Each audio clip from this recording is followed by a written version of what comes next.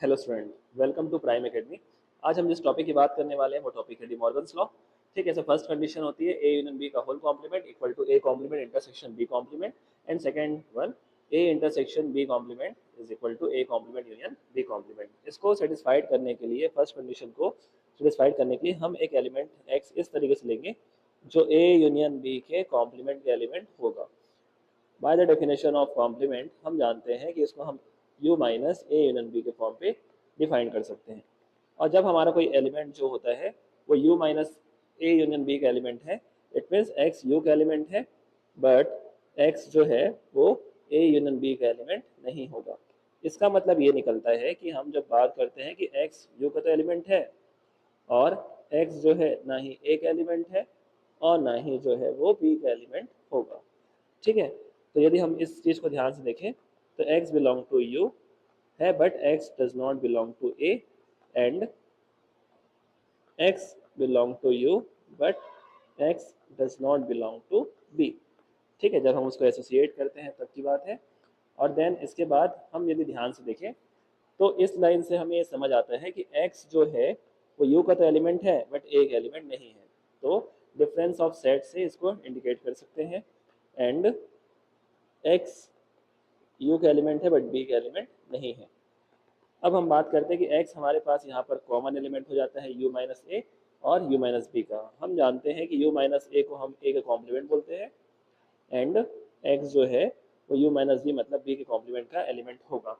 हम इसको कॉम्प्लीमेंट को c से भी इंडिकेट कर सकते हैं एंड डैश से भी इंडिकेट कर सकते हैं, x belongs to b complement. अब यहाँ पर देखने पे समझ आ रहा है कि a कॉम्प्लीमेंट में भी कॉमन एलिमेंट x है एंड b कॉम्प्लीमेंट में भी एलिमेंट x है। तो यहाँ पर कॉमन एलिमेंट के फॉर्म पे x काम कर रहा है, इसलिए a complement intersection b complement का एक कॉमन एलिमेंट x हो जाएगा।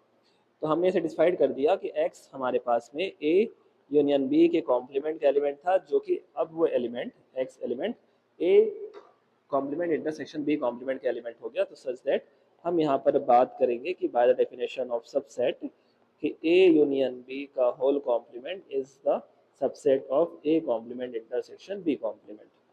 अब हम जो है इसे कन्वर्सली कंडीशन प्रूव करने की कोशिश करेंगे।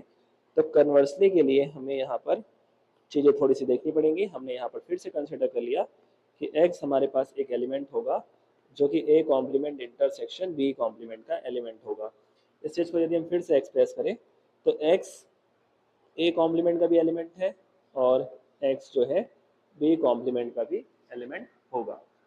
ठीक है, अब यदि बात करते हैं कि x यदि a कॉम्प्लीमेंट का एलिमेंट था तो ये u माइनस ए का भी एलिमेंट होगा और x जो है वो u माइनस बी का भी एलिमेंट होगा।